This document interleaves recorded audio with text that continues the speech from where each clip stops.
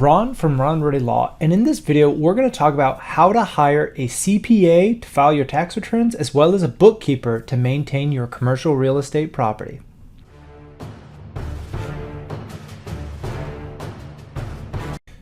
Ron from Ronald Law, and if you've been following this channel, you see that I've been posting a lot of great videos about how to hire the key members of your CRE real estate team.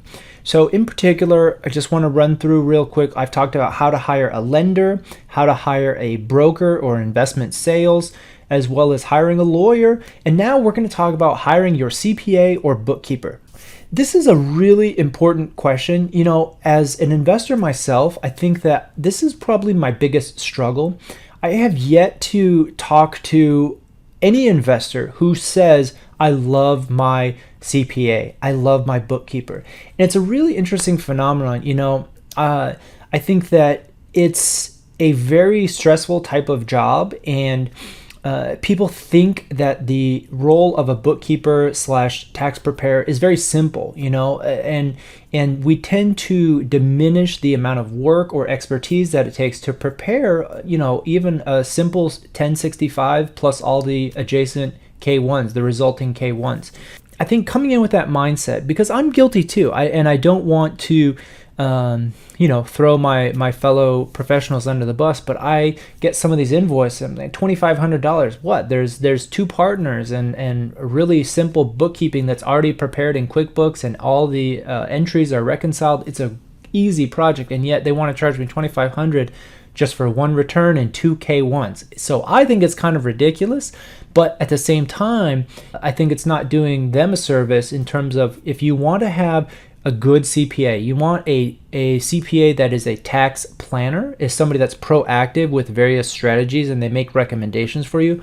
That's a very different skill set, and they can save you thousands of dollars on your tax return versus somebody, you know, who's just preparing, just taking your information and submitting it correctly to the IRS. So that said, you know, I want to say that I am happy with the current CPA, but they are really not an active role for me. Other than that, you know, it's a struggle. So let's jump into it. Let's talk about some of the questions that you should ask. And again, I'm going to open because the number one question, the first thing you need to do is ask yourself, what are your goals for this bookkeeper / CPA?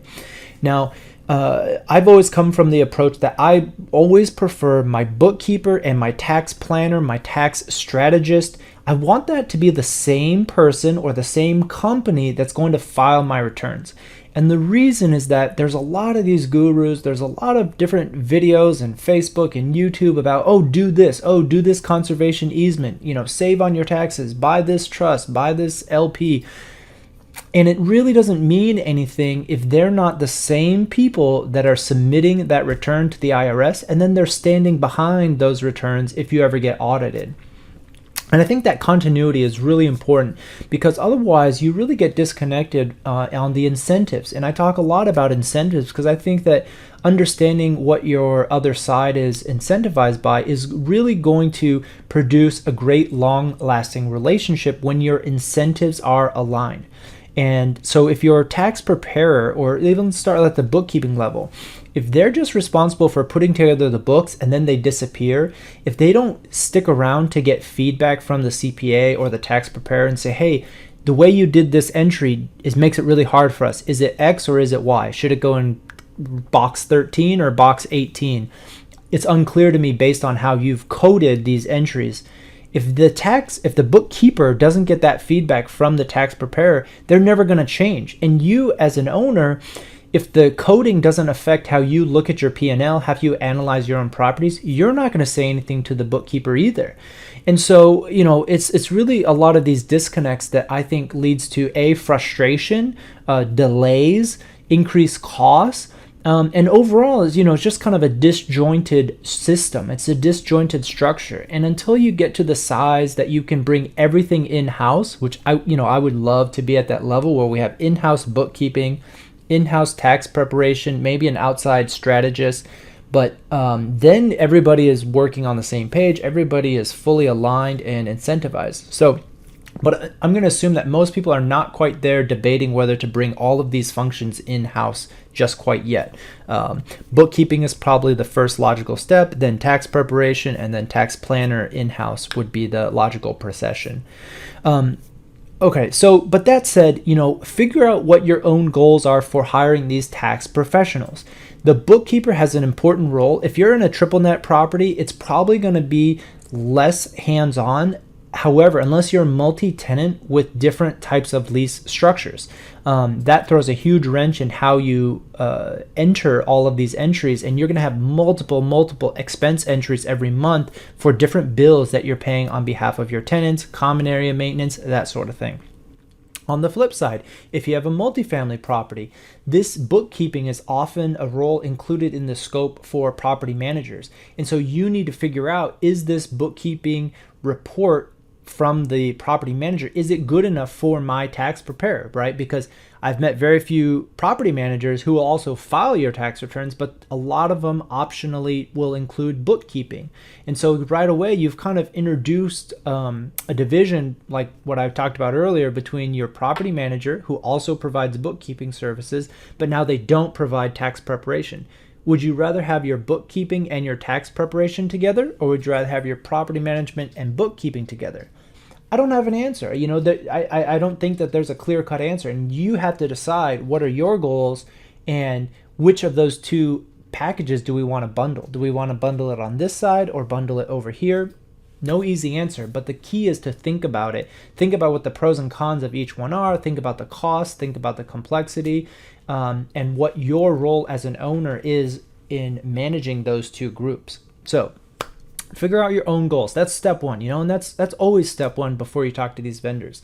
Step number two, get a list of people to interview and create a standard list of questions that you ask based on your goals. What is your experience with my type of investment ownership structure? Whether you're a syndicator, whether you're an owner, whether you're a single owner, or you have a couple of active partners, whatever, 1031 money, I don't know. Talk to them about their experience filing those specific types of returns, maybe partnership returns, maybe trust returns, limited partnerships. It's all different. Ask them about their experience with those types. Asset type, another big category. I think that, again, CPAs and bookkeepers, they're kind of similar to lawyers because you want to ask them what they specialize in, what they do a lot of, but there's really never going to be a perfect match for somebody who exclusively does bookkeeping for large multifamily or small multifamily. I just don't think there's enough business volume to keep somebody that specialized alive. Same for lawyers. We do focus types, but we still do a lot of different commercial property types on the operations side. So ask them their experience. What asset types do they focus on? What type of ownership groups? What's their average hold period? Lots of questions. Have they been audited? What is their policy and how do they support you through the audit process? Do they have, an audit team that can go through that process, and what's the cost going to look like? Also, I would ask them again, what's their availability? Because holding them to a commitment, I would probably say this is my number one complaint, both about CPAs that I've hired as well as other people complaining about their CPAs, is responsiveness. The partner that you talk to, maybe the founder of the company who's great, he understands you, he's an investor, yada, yada, he gives you a great pitch and you say, okay, I'm sold. They disappear. And if you don't ask them explicitly, maybe even put it in the engagement or put it in writing at a minimum in an email, what is the process to talk to you? Do I talk to the same partner if I have routine classification questions? If I'm going to talk to an associate, that's fine, or an analyst, but what is the policy to talk to them? Because the biggest frustration is for you as a client to be sending out these emails to your CPA, waiting about an extension, waiting about your return, and you get crickets. You just hear nothing back. And it is so frustrating that you're paying these people thousands of dollars and they're handling a very important and maybe a critical piece of your financials. Your applications, you may have debt applications with lenders, all sorts of things. You need to close it out. And they don't tell you. They just don't answer about their responsive. And I get it, in tax season, they're busy, but I would want to look for a company that has kind of a customer service side that says you can always email this email and you will get a response. If you need to schedule a time to talk, this is what it costs, this is what's included, this was what's extra. Having that sort of clarity is really, really rare. So these are the types of questions. I think, again, write it out, interview a few different people, and get a feel for what suits your needs. But don't really just shop on price alone, because it's part of a holistic tax services. And again, combined with your lawyer, find a CPA that works well with your lawyer. I get a lot of times, a CPA will say, you have an in-house management company that does X, Y, and Z. Your contract doesn't really cover. I need you to draft a contract to show this flow of payments over and the terms of payment. And they say, the clients will ask to see, okay, well, can you draft that? Can you prepare that for me since you already know? And the CPA says, no, you need a lawyer to do that. And so we work well with CPAs that kind of guide the tax consequences. We can put a comment in for legal structure and liability, but ultimately the lawyer is the ones that have to draft some of those in-house or relationship contracts. So find a CPA that works well with your lawyer.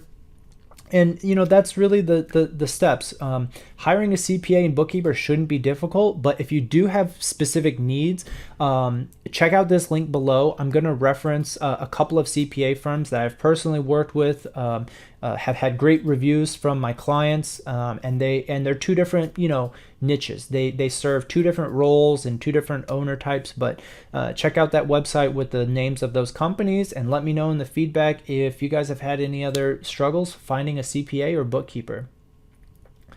All right, smash that like button, subscribe for more content, and we'll see you next time.